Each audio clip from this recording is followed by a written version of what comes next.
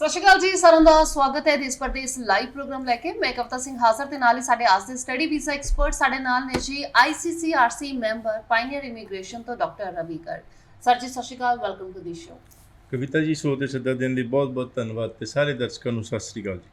ਸੋ ਸਾਡੇ ਅੱਜ ਦੇ ਜਿਹੜੇ ਸਟੱਡੀ ਵੀਜ਼ਾ ਐਕਸਪਰਟ ਨੇ ਜੀ, ਸਾਡੇ ਦਰਸ਼ਕ, ਸਾਡੇ ਜਿਹੜੇ ਵਿਦਿਆਰਥੀ ਨੇ ਚੰਗੇ ਤਰ੍ਹਾਂ ਦੇ ਨਾਲ ਵਾਕਫ ਨੇ ਇਹਨਾਂ ਦੇ ਨਾਲ। ਸੋ ਕਾਫੀ ਟਾਈਮ ਤੋਂ ਜੀ ਆਪਣੀਆਂ ਸੇਵਾਵਾਂ ਜਿਹੜੀਆਂ ਹੈਗੀਆਂ ਨੇ ਸਟੱਡੀ ਵੀਜ਼ਾ ਦੇ ਨਾਲ ਸੰਬੰਧਿਤ ਹੈਗੀਆਂ ਨੇ, ਚਾਹੇ PR ਨੂੰ ਲੈ ਕੇ ਹੈਗੀਆਂ ਨੇ, ਕੈਨੇਡਾ ਦੇ ਨਾਲ ਸੰਬੰਧਿਤ ਕੋਈ ਵੀ ਹੈ ਨਾ, ਉਹਦੇ ਵਿੱਚ ਮਦਦ ਕਰਦੇ ਆਏ ਨੇ। ਸੋ ਫਿਲਹਾਲ ਜੀ ਅੱਜ ਵੀ ਅਸੀਂ ਕੈਨੇਡਾ ਸਟੱਡੀ ਵੀਜ਼ਾ ਦੀ ਗੱਲ ਕਰਾਂਗੇ, ਸੈਪਟੈਂਬਰ ਇਨਟੇਕ ਦੀ ਗੱਲ ਕਰਾਂਗੇ, ਜਨਵਰੀ ਇਨਟੇਕ ਦੀ ਗੱਲ ਕਰਾਂਗੇ।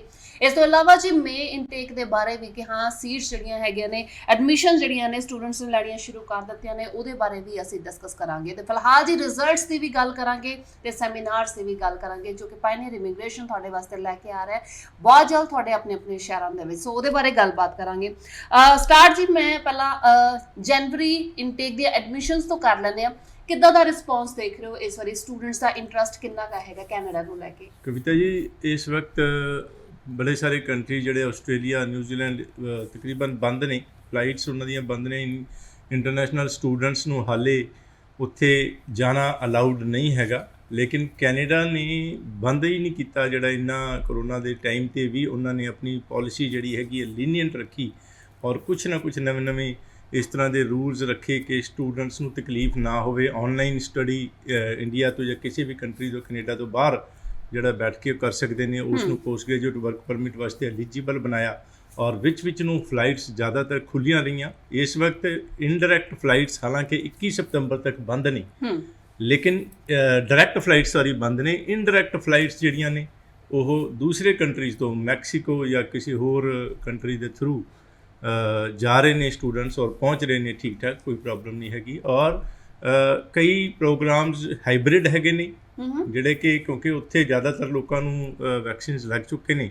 ਸੋ ਕੁਛ ਕਲਾਸਿਸ ਇਨ ਕਲਾਸ ਔਰ ਕੁਛ ਜਿਹੜੀ ਆਨਲਾਈਨ, ਔਰ ਕਈ ਪ੍ਰੋਗਰਾਮ ਇਨ ਪਰਸਨ ਹੀ ਹੈਗੇ ਨੇ। ਕਈ ਪ੍ਰੋਗਰਾਮਸ ਜ਼ਿਆਦਾਤਰ ਜਿਹੜੇ ਨੇ, ਕਿਉਂਕਿ ਫਲਾਈਟਸ ਡਾਇਰੈਕਟ ਜਿਹੜੀਆਂ ਨੇ ਹੁਣ ਵੀ ਬੰਦ ਨੇ, ਤੇ ਗਵਰਨਮੈਂਟ ਕੈਨੇਡਾ ਨੇ ਜਿਹੜੀ ਕਾਲਜਿਸ ਨੇ ਆਨਲਾਈਨ ਸਟੱਡੀ ਜ਼ਿਆਦਾਤਰ ਪ੍ਰੋਗਰਾਮ ਦੀ ਰੱਖੀ ਹੋਈ ਹੈ। ਸਟੂਡੈਂਟਸ ਨੂੰ ਲੋੜ ਹੈ ਧਿਆਨ ਦੇਣ ਦੀ ਕਿ ਜਿਹੜੇ ਸਤੰਬਰ ਇਨਟੇਕ ਵਾਸਤੇ ਜਿਨ੍ਹਾਂ ਦੇ ਵੀਜ਼ੇ ਲੱਗਦੇ ਪਏ ਨੇ ਜਾਂ ਇਨ ਪ੍ਰੋਸੈਸ ਹੈਗੇ, ਉਹਨਾਂ ਦੇ ਜਿਹੜੇ ਪ੍ਰੋਗਰਾਮ ਨੇ ਉਹ ਕਿਸ ਮੋਡ 'ਚ ਹੈਗੇ ਨੇ, ਹਾਈਬ੍ਰਿਡ ਹੈਗੇ ਜਾਂ ਇਨ ਕਲਾਸ ਹੈਗੇ ਜਾਂ ਕਿਸ ਤਰ੍ਹਾਂ ਹੈਗੇ, ਆਪਣੀ ਕਾਉਂਸਲਰ ਵਗੈਰਾ ਨਾਲ ਗੱਲ ਕਰਕੇ ਰੱਖਣ। ਲੇਕਿਨ ਬਹੁਤ ਜ਼ਿਆਦਾ ਇਸੇ ਕਰਕੇ ਕਿਉਂਕਿ ਕੈਨੇਡਾ ਅੰਬੈਸੀ ਦੀ ਜਿਹੜੀ ਲਿਬਰਲ ਔਰ ਲੀਨੀਅੰਟ ਪਾਲਿਸੀ, ਕੈਨੇਡਾ ਗਵਰਨਮੈਂਟ ਦੀ ਲੀਨੀਅੰਟ ਪਾਲਿਸੀਜ਼ ਕਰਕੇ ਕੈਨੇਡਾ ਬੰਦ ਹੋਇਆ ਹੀ ਨਹੀਂ। ਔਰ ਕਰੋਨਾ ਦੇ ਵਿੱਚ ਹੋਰ ਖਾਸ ਤੌਰ 'ਤੇ ਜਿਹੜੀਆਂ ਤਕਲੀਫਾਂ ਲੋਕਾਂ ਨੂੰ ਆਈਆਂ, ਔਰ ਕੈਨੇਡਾ ਗਵਰਨਮੈਂਟ ਨੇ ਬਹੁਤ ਜ਼ਿਆਦਾ ਸਪੋਰਟ ਕੀਤੀ ਆਪਣੇ ਉੱਥੇ ਜਿਹੜੇ ਪਰਸਨ ਦੀ, ਸਿਟੀਜ਼ਨਸ ਦੀ ਔਰ ਉੱਥੇ ਦੇ ਲੋਕਾਂ ਦੀ। ਸੋ ਉੱਥੇ ਦੇ ਸਿਸਟਮ ਨੂੰ, ਵਧੀਆ ਸਿਸਟਮ ਨੂੰ ਦੇਖਦੇ ਹੋਏ ਹੋਰ ਵੀ ਜ਼ਿਆਦਾ ਲੋਕ ਜਿਹੜੇ ਰਦਰ ਐਨਕਰੇਜਡ ਹੋਏ ਨੇ ਔਰ ਬਹੁਤ ਜ਼ਿਆਦਾ ਇਨਕੁਆਇਰੀਜ਼ ਔਰ ਬਹੁਤ ਜ਼ਿਆਦਾ ਸਟੂਡੈਂਟਸ ਜਾਣਾ ਚਾਹੁੰਦੇ ਨੇ। ਸੈਮੀਨਾਰਸ ਸ਼ੁਰੂ ਹੋ ਗਏ ਨੇ ਕੰਪਨੀ ਦੇ ਆਲਰੇਡੀ, ਔਰ ਬਹੁਤ ਅੱਛਾ ਜ਼ਬਰਦਸਤ ਰਿਸਪੌਂਸ ਚੱਲਦਾ ਪਿਆ ਹੈਗਾ। ਮੈਂ ਡੇਟਸ ਦੱਸ ਦੇਣਾ, ਅੱਜ ਮੋਗਾ ਦੇ ਵਿੱਚ ਸੀਗਾ, ਤੇ ਕੱਲ੍ਹ ਨੂੰ ਫਿਰੋਜ਼ਪੁਰ, ਔਰ 27 ਤਰੀਕ ਨੂੰ, 26 ਨੂੰ ਫਿਰੋਜ਼ਪੁਰ, 27 ਨੂੰ ਬਰਨਾਲਾ, 29 ਨੂੰ ਫਿਰ ਚੰਡੀਗੜ੍ਹ, ਔਰ 2 ਨੂੰ ਫਿਰ ਬਰਨਾਲਾ, 3 ਨੂੰ ਬਠਿੰਡਾ, 4 ਨੂੰ ਪਟਿਆਲਾ। ਔਰ ਖਾਸ ਤੌਰ 'ਤੇ ਇਹਨਾਂ ਸਾਰੇ ਸਿਟੀਜ਼ ਦੇ ਵਿੱਚ ਬਹੁਤ ਸਾਰੇ ਕਾਲਜਿਸ ਪਾਰਟੀਸਪੇਟ ਕਰਨਗੇ। ਵੈਲਕਮ ਕਾਲਜਿਸ ਨੂੰ ਸਿੱਧਾ ਵੀ ਮਿਲ ਸਕਦੇ ਆ। ਕਿਹੜੇ ਕਾਲਜਿਸ ਪਾਰਟੀਸਪੇਟ ਕਰਨਗੇ ਇਸ ਬਾਰੇ ਫੋਨ 'ਤੇ ਗੱਲ ਕਰਕੇ ਜਾਣਕਾਰੀ ਲਿੱਤੀ ਜਾ ਸਕਦੀ ਹੈ। ਲੇਕਿਨ ਕੰਸਲਟੈਂਟ ਜਿਹੜੇ ਨੇ ਸਾਡੇ ਕਾਉਂਸਲਰਸ, ਮੈਨੇਜਰਸ, ਔਰ ਮੈਂ ਖੁਦ ਵੀ ਅਵੇਲੇਬਲ ਹੋਵਾਂਗਾ ਇਹਨਾਂ ਸੈਮੀਨਾਰਸ 'ਤੇ ਸਟੂਡੈਂਟਸ ਨੂੰ, ਪੇਰੈਂਟਸ ਨੂੰ ਮਿਲਣ ਵਾਸਤੇ। ਔਰ ਜਿਹੜਾ ਕੰਸਲਟੈਂਟ ਹੈ ਉਸ ਦੀ ਜਿਹੜੀ ਹੈਗੀ ਹੈ ਬਹੁਤ ਅਹਿਮੀਅਤ ਹੈਗੀ ਹੈ ਕੈਰੀਅਰ ਕਾਉਂਸਲਿੰਗ, ਕਿਉਂਕਿ ਕਾਲਜਿਸ ਜਿਹੜੇ ਨੇ ਉਹ ਆਪਣੇ ਕਾਲਜ ਬਾਰੇ ਹੀ ਇਨਫੋਰਮੇਸ਼ਨ ਦਿੰਦੇ ਨੇ।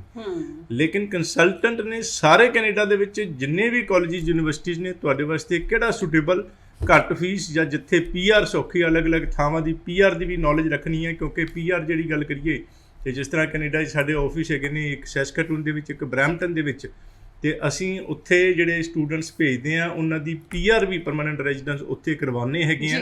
ਤੇ ਸਾਰੀ ਜਿਹੜੀ PNP ਪ੍ਰੋਵਿੰਸ਼ੀਅਲ ਨੋਮਨੀ ਪ੍ਰੋਗਰਾਮ ਜਾਂ ਅਲੱਗ-ਅਲੱਗ ਜਿਹੜੀ ਫੈਡਰਲ ਕੈਟੇਗਰੀ ਹੈਗੀ ਆ, ਐਕਸਪ੍ਰੈਸ ਐਂਟਰੀ, ਉਸ ਦੇ ਰੂਲ ਐਂਡ ਰੈਗੂਲੇਸ਼ਨਸ ਤੋਂ ਸਾਨੂੰ ਜਿਹੜਾ ਅਪਡੇਟਡ ਰਹਿਣਾ ਪੈਂਦਾ। ਔਰ ਉਸ ਨੂੰ ਧਿਆਨ ਵਿੱਚ ਰੱਖ ਕੇ ਹੀ ਤੁਹਾਨੂੰ ਸਾਰੀ ਗਾਈਡੈਂਸ ਦਿੰਦੀ ਹੈ ਜੀ। ਵੈਲਕਮ ਜੀ। ਸੋ ਇਸੇ ਕਰਕੇ ਜੀ ICCRC ਮੈਂਬਰ ਹੈਗੇ ਨੇ ਸਾਡੇ ਅੱਜ ਦੇ ਜਿਹੜੇ study visa expert pioneer Immigration ਤੋਂ ਡਾਕਟਰ ਰਵੀ ਗਰਗ। ਸਰ ਹੁਣ 6 ਈਚ ਤੇ 5.5 ਇੱਕ ਮੋਡਿਊਲ ਦੇ ਵਿੱਚੋਂ ਕਿੱਦਾਂ ਲਏਗੀ ਕੈਨੇਡਾ ਗਵਰਨਮੈਂਟ ਇਦਾਂ ਦੇ ਸਾਡੇ ਵਿਦਿਆਰਥੀਆਂ ਨੂੰ, ਤੇ PT ਦੇ ਇਸ ਵਾਰੀ ਵੀਜ਼ਾਸ ਆਏ ਨੇ ਜਾਂ ਫਿਰ ਨਹੀਂ?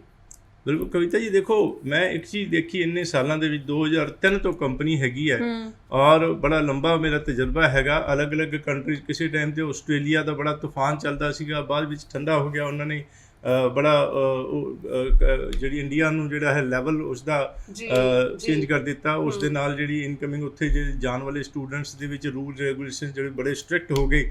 ਇਸੇ ਤਰੀਕੇ ਨਾਲ ਉਸ ਵਕਤ ਤੇ ਮੈਨੂੰ ਯਾਦ ਹੈ 2007-8 ਦੇ ਵਿੱਚ ਕੈਨੇਡਾ ਦੇ ਬੜੇ ਘੱਟ ਵੀਜ਼ੇ ਲੱਗਦੇ ਸੀ। 2009 ਦੇ ਵਿੱਚ SPP ਆਇਆ ਜਿਸ ਦੇ ਨਾਲ ਬੜੇ ਰੂਲਸ ਜਿਹੜੇ ਨੇ ਲੀਨੀਅੰਟ ਔਰ ਸੌਖੇ ਕਰ ਦਿੱਤੇ ਗਏ, ਔਰ ਉਸ ਤੋਂ ਬਾਅਦ ਮਈ 2009 SPP 2018 ਚ SDS ਦੇ ਵਿੱਚ ਜਿਹੜਾ ਹੈ ਸਾਰੇ ਇੰਡੀਆ ਤੋਂ ਬਹੁਤ ਜ਼ਿਆਦਾ ਜਿਹੜੀ ਹੈ ਸਟੂਡੈਂਟਸ ਕੈਨੇਡਾ ਵਾਸਤੇ ਜਾਂਦੇ ਪਏ ਨੇ।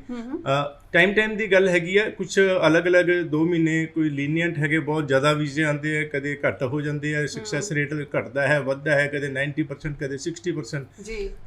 ਅਲੱਗ-ਅਲੱਗ ਟਾਈਮ ਤੇ ਅਲੱਗ-ਅਲੱਗ ਪਾਲਿਸੀਜ਼। ਲੇਕਿਨ ਇਸ ਵਕਤ ਦੀ ਗੱਲ ਇਹ ਹੈ ਕਿ ਜੇ ਜਿਸ ਤਰ੍ਹਾਂ ਤੁਸੀਂ ਗੱਲ ਕੀਤੀ ਓਵਰਆਲ 6 ਨਾਟ ਲੈਸ ਦੈਨ 5.5 ਜਿਹੜਾ ਕਿ SDS ਦੇ ਵਿੱਚ ਨਹੀਂ ਲੱਗੇਗਾ ਜਨਰਲ ਕੈਟਾਗਰੀ ਦੇ ਵਿੱਚ, ਇਸ ਵਕਤ ਸਕਸੈਸ ਰੇਟ ਘਟਿਆ ਹੋਇਆ ਹੈਗਾ। ਇਸ ਕਰਕੇ ਮੇਰੀ ਐਡਵਾਈਜ਼ ਇਹ ਕਿ SDS ਦੇ ਵਿੱਚ ਜਿਸ ਤਰ੍ਹਾਂ ਤੁਸੀਂ ਦੱਸਿਆ 6 ਈਚ ਲੈ ਕੇ ਹੀ ਜਿਹੜੀ ਹੈ ਫਾਈਲ ਲਾਈਏ, ਜਾਂ ਆਪਾਂ ਸ਼ੁਰੂ ਕਰ ਸਕਦੇ ਹਾਂ। ਬਹੁਤ ਸਾਰੇ ਕਾਲਜਿਸ ਆਫਰ ਲੈਟਰ ਐਡਮਿਸ਼ਨ ਦਿੰਦੇ ਨਹੀਂ, ਕਿਉਂਕਿ ਜੇ ਵੀਜ਼ਾ ਹੀ ਨਾ ਆਉਣ ਤੇ ਕਾਲਜਿਸ ਵੀ ਆਫਰ ਲੈਟਰ ਨਹੀਂ ਦਿੰਦੇ। ਜਿਸ ਤਰ੍ਹਾਂ ਕਿ ਜੇ ਓਵਰਆਲ 6 ਤੇ 5.5 ਇਨ 2 ਮੋਡਿਊਲਸ ਦੇ ਵਿੱਚ ਹੈਗਾ ਤੇ ਜ਼ਿਆਦਾਤਰ ਕਾਲਜਿਸ ਆਫਰ ਲੈਟਰ ਨਹੀਂ ਦਿੰਦੇ, ਕਿਉਂਕਿ ਹੁਣ ਤੱਕ ਓਵਰਆਲ 6 ਨਾਟ ਲੈਸ ਦੈਨ 5.5 ਇਨ 1 ਮੋਡਿਊਲ ਦੇ ਨਾਲ ਵੀਜ਼ੇ ਆਉਂਦੇ ਰਹੇ ਨੇ।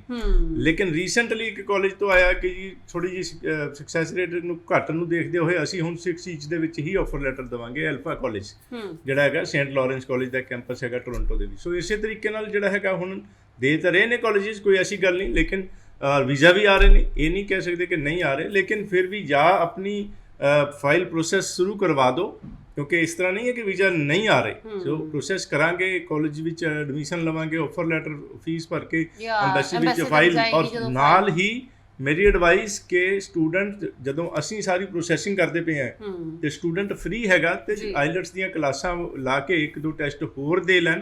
ਔਰ ਵਾਈਲ ਜਿਹੜੀ ਕਿ ਅੰਬੈਸੀ ਦੇ ਵਿੱਚ ਫਾਈਲ ਇਨ ਪ੍ਰੋਸੈਸ ਹੈਗੀ ਹੈ ਤੇ ਅਗਰ ਆਪਣਾ ਰਿਜ਼ਲਟ ਇੰਪਰੂਵ ਹੋ ਗਿਆ 6 ਈਚ ਹੋ ਗਿਆ ਜਾਂ ਜ਼ਿਆਦਾ ਤਾਂ ਅਸੀਂ ਸਬਮਿਟ ਕਰਾ ਸਕਦੇ ਹਾਂ, ਆਪਾਂ ਸਬਮਿਟ ਕਰਵਾ ਸਕਦੇ ਹਾਂ। ਔਰ ਇੱਕ ਹੋਰ ਖਾਸ ਗੱਲ ਹੈਗੀ ਹੈ ਕਿ ਜੇ 6 ਈਚ ਜਾਂ ਅਬਵ ਹੈਗੇ ਨਹੀਂ ਤੇ ਆਈਲੈਟਸ ਜਨਰਲ ਵੀ ਜਿਹੜੀ ਹੈਗੀ ਆ ਅੰਬੈਸੀ ਲੈ ਲੇਗੀ। ਆਈਲੈਟਸ ਜਨਰਲ ਜਿਹੜੀ ਹੈਗੀ ਆ ਸੌਖੀ ਹੈ। ਹਾਂਜੀ ਠੀਕ, ਸਟੂਡੈਂਟ ਵੀਜ਼ਾ ਲਈ ਬਿਲਕੁਲ ਈਵਨ ਸਟੂਡੈਂਟ। ਹਾਲਾਂਕਿ ਇਹ ਆਮ ਧਾਰਨਾ ਹੈਗੀ ਹੈ, ਗਲਤਫਹਿਮੀ, ਕਿ ਜਨਰਲ ਜਿਹੜੀ ਹੈਗੀ ਹੈ ਸਿਰਫ PR ਵਾਸਤੇ ਲਿੱਤੀ ਜਾਂਦੀ ਹੈ। ਇਸ ਤਰ੍ਹਾਂ ਦੀ ਗੱਲ ਨਹੀਂ ਹੈਗੀ।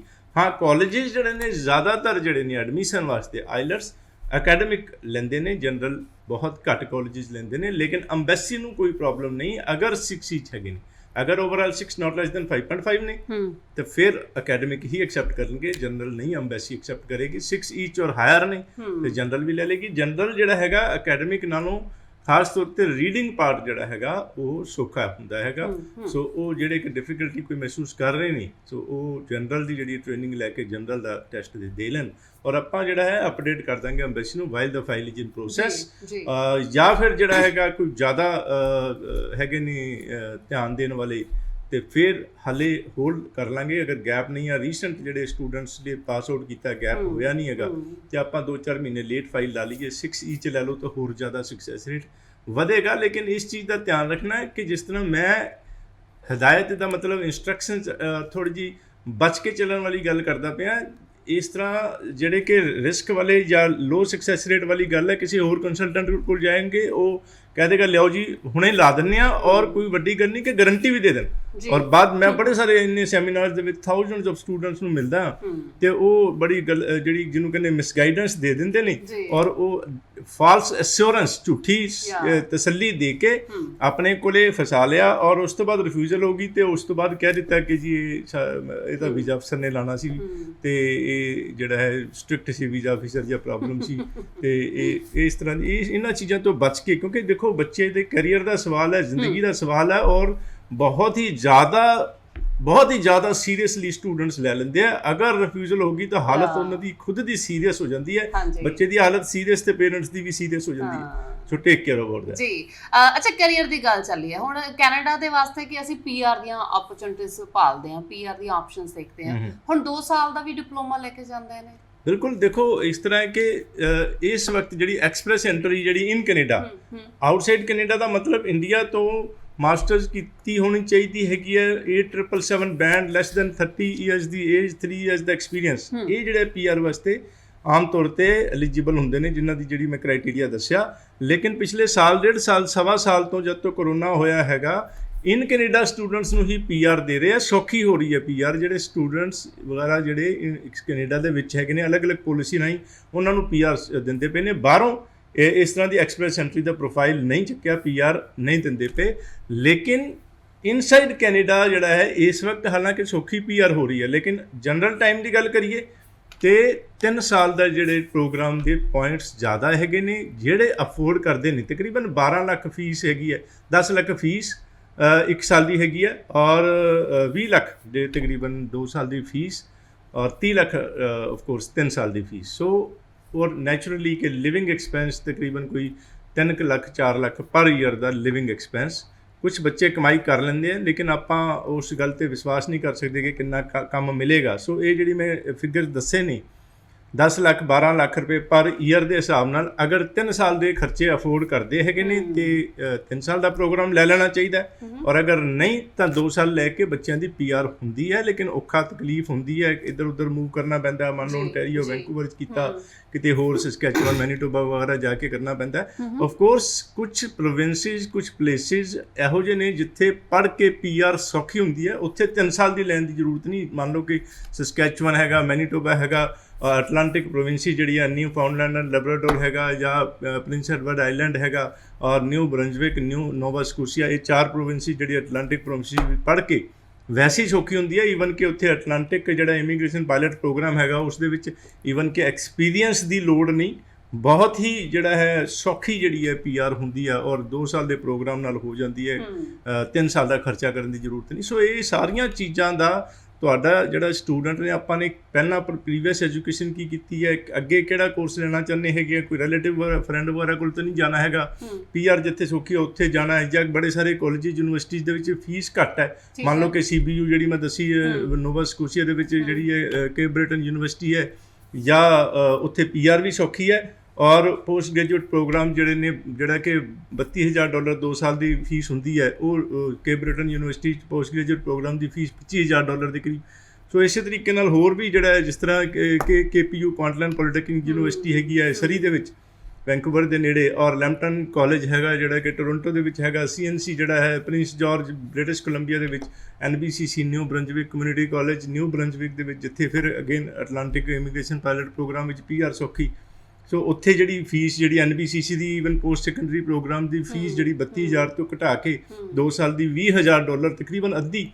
ਸੋ ਇਹ ਸਾਰੀਆਂ ਚੀਜ਼ਾਂ ਨੂੰ ਧਿਆਨ 'ਚ ਰੱਖ ਕੇ ਅਸੀਂ ਹਰ ਤਰ੍ਹਾਂ ਦੀ ਸਲਾਹ, ਔਰ ਖ਼ਾਸ ਤੌਰ 'ਤੇ ਸਟੂਡੈਂਟਸ ਦੇ ਕੈਰੀਅਰ, ਸਟੂਡੈਂਟਸ ਦੀ ਪੀਆਰ, ਔਰ ਘੱਟ ਫੀਸ, ਜਿੱਥੇ ਕਿ ਤੁਹਾਡੇ ਜਿਹੜੇ ਸਟੂਡੈਂਟ ਔਰ ਪੇਰੈਂਟਸ ਨੂੰ ਜਿਹੜੇ ਡੈਫੀਨੇਟਲੀ ਜ਼ਿਆਦਾਤਰ ਲੋਕ ਬੜਾ ਘੱਟ ਅਫੋਰਡ ਕਰਦੇ ਹੈਗੇ, ਤੇ ਅਸੀਂ ਉਹਨਾਂ ਦੀ ਫੀਸ ਬਚ ਜੇ, ਪੈਸੇ ਬਚ ਜਾਣ, ਇਸ ਚੀਜ਼ ਨੂੰ ਧਿਆਨ 'ਚ ਰੱਖ ਕੇ ਪਹਿਲਾਂ ਤੁਹਾਡੇ ਹਿੱਤਾਂ ਨੂੰ, ਤੁਹਾਡੇ ਜਿਹੜੀ ਬਚਤ ਨੂੰ ਖਿਆਲ 'ਚ ਰੱਖ ਕੇ, ਤੁਹਾਡੀ ਜਿਹੜੀ ਹੈ ਫਾਇਦੇ ਨੂੰ ਧਿਆਨ 'ਚ ਰੱਖ ਕੇ ਤੁਹਾਨੂੰ ਪਹਿਲਾਂ ਆਪਸ਼ਨਸ ਦੇ ਕੇ ਸਾਰੀ ਜਿਹੜੀ ਐਕਸਪਰਟ ਐਡਵਾਈਸ ਦਿੰਦੇ ਆ। ਵੈਲਕਮ ਜੀ। ਸੋ ਫਿਲਹਾਲ ਜੀ ਹੁਣ ਤੁਹਾਡੇ ਵਾਸਤੇ ਜਨਵਰੀ ਦੀਆਂ ਐਡਮਿਸ਼ਨਸ ਵੀ ਚੱਲ ਰਹੀਆਂ ਨੇ, ਉੱਥੇ ਹੀ ਮਈ ਦੀਆਂ ਐਡਮਿਸ਼ਨਸ ਵੀ ਸਟਾਰਟ ਹੋ ਚੁੱਕੀਆਂ ਨੇ। ਸੋ ਫਿਲਹਾਲ ਤੁਹਾਡੇ ਵਾਸਤੇ ਕਿਹੜੇ ਕਾਲਜਸ ਜਾਂ ਯੂਨੀਵਰਸਿਟੀ ਦੀਆਂ ਆਪਸ਼ਨਸ ਹਾਲੇ ਵੀ ਅਕੋਰਡਿੰਗ ਟੂ ਤੁਹਾਡੀ ਪ੍ਰੋਫਾਈਲ ਤੁਸੀਂ ਜ਼ਰੂਰ ਡਿਸਕਸ ਕਰ ਸਕਦੇ ਹੋ। ਇਹ ਲਾਈਵ ਪ੍ਰੋਗਰਾਮ ਹੈ ਤੇ ਕਾਲ ਜ਼ਰੂਰ ਕਰਿਆ ਕਰੋ ਜੀ, ਜਿਹੜੇ ਨੰਬਰ ਤੁਹਾਡੀ ਸਕਰੀਨ ਦੇ ਉੱਤੇ ਫਲੈਸ਼ ਹੁੰਦੇ ਨੇ। ਤੁਹਾਡਾ ਕੈਨੇਡਾ ਦੇ ਵਿੱਚ ਵੀ ਆਫਿਸ ਹੈ, ਰਾਈਟ? ਬਿਲਕੁਲ। ਉੱਥੇ ਵੀ ਸਬਸੇ ਸਟੂਡੈਂਟਸ ਜਿਹੜੇ ਹੈਗੇ ਨੇ, ਪਹਿਲਾਂ ਦੱਸਿਆ ਬਿਲਕੁਲ ਕਿ ਬਰੈਂਪਟਨ ਦੇ ਵਿੱਚ ਔਰ ਸੈਸਕਟੂਨ ਦੇ ਵਿੱਚ ਹੈਗਾ, ਜਿਹੜੇ ਸਟੂਡੈਂਟਸ ਉੱਥੇ ਹੈਗੇ ਨੇ ਪੋਸਟ ਗ੍ਰੈਜੂਏਟ ਵਰਕ ਪਰਮਿਟ ਤੇ ਪਹੁੰਚ ਗਏ ਨੇ, ਜੇ ਸਟੂਡੈਂਟ ਖਤਮ ਹੋ ਗਏ, ਪੋਸਟ ਗ੍ਰੈਜੂਏਟ ਵਰਕ ਪਰਮਿਟ ਮਿਲ ਗਿਆ ਔਰ ਐਕਸਪੀਰੀਅੰਸ ਹੋ ਗਿਆ, ਉਹ ਆਪਣੀ ਪੀਆਰ ਦੀ ਆਪਸ਼ਨਸ ਜਿਹੜੀਆਂ ਨੇ ਉੱਥੇ ਸਾਡੇ ਆਫਿਸਿਸ ਦੇ ਵਿੱਚ ਜਿਹੜਾ ਕਾਲ ਕਰਕੇ ਡਿਸਕਸ ਕਰ ਸਕਦੇ ਨੇ। ਔਰ ਸਾਡੇ ਇੱਧਰ ਦੇ ਆਫਿਸਿਸ ਜਿਹੜੇ ਨੇ ਉਹ ਅਗੇਨ ਉਹੀ ਪੀਆਰ ਦੀਆਂ ਸਾਰੀਆਂ ਰੂਲਸ ਐਂਡ ਠੀਕ ਹੈ। ਰੈਗੂਲੇਸ਼ਨ ਨੂੰ ਧਿਆਨ 'ਚ ਰੱਖ ਕੇ ਕਿੱਦਾਂ ਸੌਖੀ ਪੀਆਰ ਹੋਏਗੀ ਉਹ ਸਾਰੇ ਕੈਨੇਡਾ ਆਫਿਸ ਨਾਲ ਡਿਸਕਸ ਕਰਕੇ ਜਿਹੜੇ ਚੇਂਜਸ ਹੁੰਦੇ ਰਹਿੰਦੇ ਨੇ ਰੂਲ ਰੈਗੂਲੇਸ਼ਨ ਦੇ ਵਿੱਚ ਉਸ ਦੇ ਹਿਸਾਬ ਨਾਲ ਸਟੂਡੈਂਟਸ ਨੂੰ ਐਡਵਾਈਸ ਕਰਦੇ ਜੀ। ਜੀ ਸੋ ਕਿਸ ਤਰ੍ਹਾਂ ਤੁਹਾਡੀ ਜਿਹੜੀ ਪੀਆਰ ਸੀ ਉਹ ਸੌਖੀ ਹੋਏਗੀ, ਉਹਦੇ ਵਿੱਚ ਮਦਦ ਕਰ ਰਹੇ ਨੇ ਸਾਡੇ ਅੱਜ ਦੇ ICCRC member doctor Ravi Garg Pioneer Immigration ਤੋਂ। ਸੋ ਸਟੂਡੈਂਟਸ ਜੀ ਅੱਛਾ ਹੁਣ ਜਦੋਂ ਤੁਹਾਡੇ ਸੈਮੀਨਾਰਸ ਹੋ ਵੀ ਚੁੱਕੇ ਨੇ, ਹਾਲੇ ਆ ਵੀ ਰਹੇ ਨੇ, ਉਹਦੇ ਵਾਸਤੇ ਇੱਕ ਵਾਰ ਮੈਂ ਤੁਹਾਨੂੰ ਡੇਟਸ ਦੱਸ ਦਿੰਦੀ ਜੀ। 26 ਤਰੀਕ ਨੂੰ ਫਿਰੋਜ਼ਪੁਰ ਦੇ ਵਿੱਚ, 27 ਤਰੀਕ ਨੂੰ ਬਰਨਾਲਾ ਪਹੁੰਚ ਰਹੇ ਨੇ ਜੀ, 29 ਤਰੀਕ ਨੂੰ ਚੰਡੀਗੜ੍ਹ, ਤੇ ਉਸ ਤੋਂ ਬਾਅਦ 2 ਤਰੀਕ ਨੂੰ ਫਿਰ ਤੋਂ ਮੇਰੇ ਖਿਆਲ ਚ ਬਰਨਾਲਾ ਦੇ ਵਿੱਚ ਹੀ ਹੈ ਜੀ, ਬਰਨਾਲਾ, ਤੇ 3 ਤਰੀਕ ਨੂੰ ਬਠਿੰਡਾ, ਤੇ 4 ਤਰੀਕ ਨੂੰ ਪਟਿਆਲਾ ਪਾਇਨੀਅਰ ਇਮੀਗ੍ਰੇਸ਼ਨ ਦੇ ਸੈਮੀਨਾਰਸ ਲੈਣਗੇ। ਡਾਇਰੈਕਟ ਕੰਸਲਟੈਂਟਸ ਜਿਹੜਾ ਉਹ ਕਿੱਦਾਂ ਮਦਦ ਕਰਦਾ ਹੈ, ਜਾਂ ਫਿਰ ਕਿ ਹਾਂਜੀ ਅਸੀਂ ਹੁਣ ਕਾਲਜਸ ਦੇ ਰਿਪਰੈਜ਼ੈਂਟੇਟਿਵਸ ਦੇ ਨਾਲ ਮਿਲ ਰਹੇ ਹਾਂ, ਕੀ ਫਰਕ ਰਹੇਗਾ? ਜਿਸ ਤਰ੍ਹਾਂ ਕਵਿਤਾ ਜੀ ਮੈਂ ਦੱਸਿਆ ਇੰਨੀ ਸਾਰੀ ਜਿਹੜੀ ਨੌਲੇਜ ਹੈਗੀ ਹੈ ਕਿ ਉੱਥੇ PNP ਜਿਹੜੇ ਪ੍ਰੋਵਿੰਸ਼ੀਅਲ ਨੋਮਨੀ ਪ੍ਰੋਗਰਾਮ ਹੋਏ ਸਾਰੇ, ਇਮੀਗ੍ਰੇਸ਼ਨ ਜਿਹੜੀ ਹੈਗੀ ਹੈ, ਇਮੀਗ੍ਰੇਸ਼ਨ ਦਾ ਮਤਲਬ ਪਰਮਾਨੈਂਟ ਰੈਜ਼ੀਡੈਂਸ ਕਿਵੇਂ ਸਟੂਡੈਂਟ ਦੀ ਸੌਖੀ ਹੋਏਗੀ, ਇਹ ਸਾਰੀ ਜਿਹੜੀ ਇਮੀਗ੍ਰੇਸ਼ਨ ਵਰਡ ਦੀ ਸਟੱਡੀ ਵੀਜ਼ਾ ਨੂੰ ਫਿਰ ਵੀ ਐਮਬੈਸੀ ਮਾਈਂਡ ਨਹੀਂ ਕਰਦੀ, ਕੋਈ ਵੀ ਸਲਾਹ ਦੇ ਸਕਦਾ ਹੈ, ਲੇਕਿਨ ਇਮੀਗ੍ਰੇਸ਼ਨ ਦੀ ਜਿੱਥੇ ਗੱਲ ਹੁੰਦੀ ਹੈ, ਵਰਕ ਪਰਮਿਟ ਦੀ ਗੱਲ ਹੁੰਦੀ ਹੈ, ਜਿਹੜੀ ਪੋਸਟ ਗ੍ਰੈਜੂਏਟ ਵਰਕ ਪਰਮਿਟ ਹੈਗੀ ਹੈ, ਪਰਮਾਨੈਂਟ ਰੈਜ਼ੀਡੈਂਸ, ਇਹ ਰੂਲਸ ਰੈਗੂਲੇਸ਼ਨਸ ਦਾ ਤਾਂ ਬਹੁਤ ਹੀ ਸੈਂਸਿਟਿਵ ਇਸ਼ੂ ਹੈਗਾ।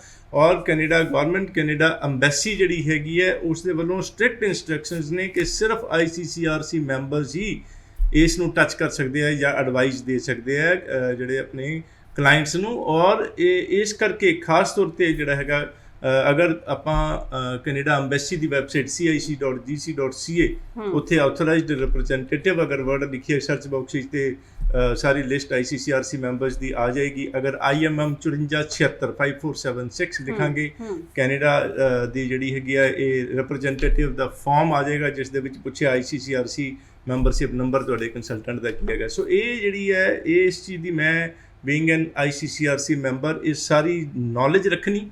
ਔਰ ਫਿਰ ਜਿਸ ਤਰ੍ਹਾਂ ਤੁਸੀਂ ਦੱਸਿਆ ਕਿ ਕਾਲਜਿਸ ਨੂੰ ਅਥਾਰਟੀ ਹੈ ਸਿਰਫ ਆਪਣੇ ਪ੍ਰੋਗਰਾਮਸ ਮਤਲਬ ਕੋਰਸਿਸ ਦੱਸਣ ਵਾਸਤੇ, ਔਰ ਅਗੇਨ ਕਿ ਉਹ ਸਿਰਫ ਆਪਣੇ ਹੀ ਕੋਰਸਿਸ ਦੱਸਣਗੇ, ਦੂਸਰੇ ਕਾਲਜਿਸ ਦਾ ਦੂਸਰੀ ਪ੍ਰੋਵਿੰਸਿਸ ਦੀ ਕਿੱਥੇ ਪੜ੍ਹ ਕੇ PR ਸੌਖੀ ਹੋਏਗੀ, ਇਮੀਗ੍ਰੇਸ਼ਨ ਰੂਲਸ ਕੀ ਹੈਗੇ ਨੇ, ਇਹ ਨਾ ਤਾਂ ਉਹਨਾਂ ਨੂੰ ਨੌਲੇਜ ਹੁੰਦੀ ਹੈ, ਨਾ ਹੀ they are not supposed to give information to the clients and ਜਿਹੜਾ ਲੋਕਾਂ ਨੂੰ ਇਸ ਤਰ੍ਹਾਂ ਦੀ ਇਨਫੋਰਮੇਸ਼ਨ ਉਹ ਦੇਣ ਦੇ authorized। ਈਵਨ ਕਾਲਜਿਸ ਨੂੰ ਅਗਰ ਪੁੱਛੀਏ ਕਿ ਜੀ PR ਕਿਵੇਂ ਸੌਖੀ ਹੋਏਗੀ, PR ਕਿਵੇਂ ਹੋਏਗੀ, ਵਰਕ ਪਰਮਿਟ ਦੇ ਬਾਰੇ ਗੱਲ ਕਰੀਏ ਤੇ ਉਹ ਇਹ ਕਹਿਣਗੇ ਕਿ ਅਸੀਂ we are not authorized and only an ICCRC member can advise you about this।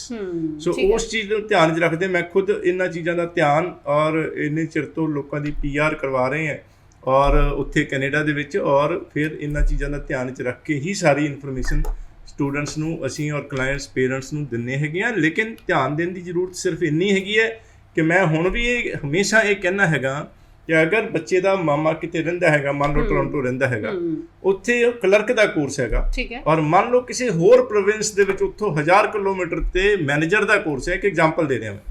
So why not ਕਿ ਆਪਾਂ ਉੱਥੇ ਮਾਮੇ ਕੋਲ ਛੱਡ ਦਈਏ ਇਸ ਗੱਲ ਨੂੰ, ਆਪਾਂ ਕਲੈਰੀਕਲ ਕੋਰਸ ਕਲਰਕ ਦਾ ਨਾ ਕਰਾਈਏ, ਮੈਨੇਜਰ ਦਾ, ਕਿਉਂਕਿ ਬੱਚੇ ਦੀ ਸਾਰੀ ਜ਼ਿੰਦਗੀ ਦਾ ਸਵਾਲ। ਸਿਰਫ 2 ਸਾਲ ਦਾ ਕੋਰਸ ਮੰਨ ਲਓ ਕਰਨਾ ਹੈ, 4-4 ਮਹੀਨੇ ਦੇ 4 ਸਮੈਸਟਰ, 16 ਮਹੀਨੇ ਦੀ ਪੜ੍ਹਾਈ ਨੂੰ 2 ਸਾਲ ਦਾ ਜਿਹੜਾ ਹੈਗਾ ਡਿਪਲੋਮਾ ਮਿਲ ਜਾਂਦਾ ਹੈ। 16 ਮਹੀਨੇ ਦੀ ਪੜ੍ਹਾਈ ਕਰਕੇ 3 ਸਾਲ ਦਾ ਉਸ ਤੋਂ ਬਾਅਦ ਵਰਕ ਪਰਮਿਟ ਮਿਲ ਜਾਣਾ ਹੈਗਾ। ਵਰਕ ਪਰਮਿਟ ਦੇ ਵਿੱਚ ਜਿੱਥੇ ਮਰਜ਼ੀ ਸਟੂਡੈਂਟ ਜਾ ਸਕਦਾ ਹੈ, ਇਹ ਵੀ ਧਿਆਨ ਰੱਖਣਾ। ਅੱਛਾ, ਸੋ ਇਹ ਸਾਰੀਆਂ ਪੂਰੇ ਕੈਨੇਡਾ ਦੇ ਵਿੱਚ ਤੁਸੀਂ ਕਹਿ ਰਹੇ ਹੋ? All over Canada, anywhere. ਅੱਛਾ। ਸੋ ਇਹ ਆਪਾਂ ਸਿਰਫ 16 ਮਹੀਨੇ ਦੀ ਪੜ੍ਹਾਈ ਦੇ ਵਿੱਚ ਸਿਰਫ ਇਸ ਕਰਕੇ ਕਿ ਉੱਥੇ ਕੋਈ ਰਿਲੇਟਿਵ ਰਹਿੰਦਾ ਹੈਗਾ ਉੱਥੇ ਹੀ ਭੇਜ ਦਈਏ ਤੇ ਆਪਾਂ ਕਲਰਕ ਦਾ ਕੋਰਸ ਕਰਾ ਲਈਏ ਤੇ ਬੱਚੇ ਨੂੰ ਮੈਨੇਜਰ ਛੱਡ ਕੇ ਕਲਰਕ ਬਣਾ ਦਈਏ। ਔਰ ਮੈਂ ਇਹ ਵੀ ਦੇਖਿਆ ਕਿ ਜੀ ਮੈਂ ਬੜਾ ਹੈਰਾਨ, 90 92 95 ਮੇਰੇ ਕੋਲ 99% ਵਾਲੀ ਬੇਟੀ ਜਿਹੜੀ ਬੱਚੀ ਆਈ ਸੀਗੀ। ਸੋ ਉਹ ਇਹੋ ਜਿਹੇ ਬੱਚੇ ਜਿਹੜੇ ਇੰਨੇ ਵੱਡੇ ਜਿਹੜੇ ਮਤਲਬ ਹਾਈ ਲੈਵਲ ਦੇ ਇੰਨੇ ਸਟੂਡੀਅਸ ਦਾ ਮਤਲਬ ਜੀਨੀਅਸ ਬੱਚੇ ਨੇ, ਉਹਨਾਂ ਦੀ ਪੜ੍ਹਾਈ ਉਹਨਾਂ ਦੇ ਕਰੀਅਰ ਨੂੰ ਲੈ ਕੇ ਅਸੀਂ ਤਾਂ ਨਹੀਂ ਬਿਲਕੁਲ ਵੀ ਕੰਪਰੋਮਾਈਜ਼ ਕਰਦੇ, ਅਸੀਂ ਇਹਨਾਂ ਚੀਜ਼ਾਂ ਦਾ ਧਿਆਨ ਰੱਖਦੇ ਹਾਂ ਔਰ ਪੇਰੈਂਟਸ ਨੂੰ ਵੀ ਨਹੀਂ ਕਰਨਾ ਚਾਹੀਦਾ ਕੰਪਰੋਮਾਈਜ਼। ਔਰ ਇੱਕ ਗੱਲ ਹੋਰ ਧਿਆਨ ਰੱਖਣਾ ਕਿ ਖਾਸ ਤੌਰ ਤੇ ਕੁੜੀਆਂ ਨੂੰ ਲੈ ਕੇ, ਬੱਚੀਆਂ ਨੂੰ ਲੈ ਕੇ ਪੇਰੈਂਟਸ ਬੜੇ ਐਪਰੀਹੈਂਸਿਵ ਹੁੰਦੇ ਕਿ ਜੀ ਕੁੜੀ ਹੈਗੀ ਹੈ ਤੇ ਰਿਲੇਟਿਵ ਕੋਲ ਹੀ ਭੇਜਣੀ ਹੈ। ਉੱਥੇ ਇਸ ਤਰ੍ਹਾਂ ਦੀ ਕੋਈ ਦਿੱਕਤ ਨਹੀਂ ਹੈਗੀ ਕਿਉਂਕਿ ਉੱਥੇ ਸੇਫ ਕੰਟਰੀ ਹੈ, ਕੋਈ ਨਾ ਸਿਫਾਰਿਸ਼ ਚੱਲਣੀ ਨਾ ਪੈਸਾ ਚੱਲਣਾ, ਕ੍ਰਾਈਮ ਰੇਟ ਵੈਰੀ ਲੋ, ਔਰ ਬੱਚੇ ਬੇਟੀਆਂ ਔਰ ਬੱਚੇ ਸਾਰੇ ਅੱਧੀ ਰਾਤ ਨੂੰ ਵੀ ਜਿੱਥੇ ਮਰਜ਼ੀ ਬੱਸਾਂ ਤੇ ਔਰ ਗੱਡੀਆਂ ਤੇ ਆਉਂਦੇ ਜਾਂਦੇ ਹੈਗੇ ਨੇ, ਕੋਈ ਡਰਨ ਦੀ ਜੀ। ਸੋ ਇਹੀ ਕਾਰਨ ਹੈ ਜੀ ਕਿ ਕਿਤੇ ਨਾ ਕਿਤੇ ਇੱਕ ਰੀਜ਼ਨ ਜਿਹੜਾ ਹੈਗਾ ਵੀ ਸਾਡਾ ਬਾਹਰ ਜਾਣ ਦਾ ਵੀ ਚਲੋ ਬਿਲਕੁਲ, ਸੇਫ ਰਹੇਗਾ ਬੱਚਾ। ਬਿਲਕੁਲ। ਸੋ ਫਿਲਹਾਲ ਜੀ ਪਾਇਨੀਅਰ ਇਮੀਗ੍ਰੇਸ਼ਨ ਤੋਂ ਡਾਕਟਰ ਰਵੀ ਗਰਗ ਸਾਡੇ ਨਾਲ। ਸਰ ਜੀ ਬਹੁਤ ਬਹੁਤ ਸ਼ੁਕਰੀਆ, ਧੰਨਵਾਦ ਜੀ ਆਉਣ ਵਾਸਤੇ। ਬਹੁਤ ਬਹੁਤ ਧੰਨਵਾਦ, ਸਤਿ ਸ਼੍ਰੀ ਸੋ ਅਕਾਲ। ਇਸੇ ਦੇ ਨਾਲ ਜੀ ਦਿਓ ਇਜਾਜ਼ਤ। ਦੇਸ਼ ਪ੍ਰਦੇਸ਼ ਲਾਈਵ ਪ੍ਰੋਗਰਾਮ ਵੇਖਦੇ ਰਿਹਾ ਕਰੋ ਤੇ ਹਾਲੇ ਵੀ ਕੋਈ ਸਵਾਲ ਹੈ ਜਾਂ ਸੈਮੀਨਾਰ ਤੁਸੀਂ ਅਟੈਂਡ ਕਰਨਾ ਜੀ, ਕਿਹੜੇ ਡਾਕੂਮੈਂਟਸ ਚਾਹੀਦੇ ਹੋਣਗੇ, ਨੰਬਰਾਂ ਦੇ ਉੱਤੇ ਕਾਲ ਕਰਕੇ ਤੁਸੀਂ ਆਪਣਾ ਜਿਹੜਾ ਸਵਾਲ ਹੈ ਉਹਦਾ ਜਵਾਬ ਜ਼ਰੂਰ ਲੈ ਸਕਦੇ ਹੋ। ਤੇ ਨੈਕਸਟ ਟਾਈਮ ਫਿਰ ਮੁਲਾਕਾਤ ਕਰਾਂਗੇ, ਤਦ ਤੱਕ ਆਪਣਾ ਖਿਆਲ ਵੀ ਰੱਖੋ। ਧੰਨਵਾਦ।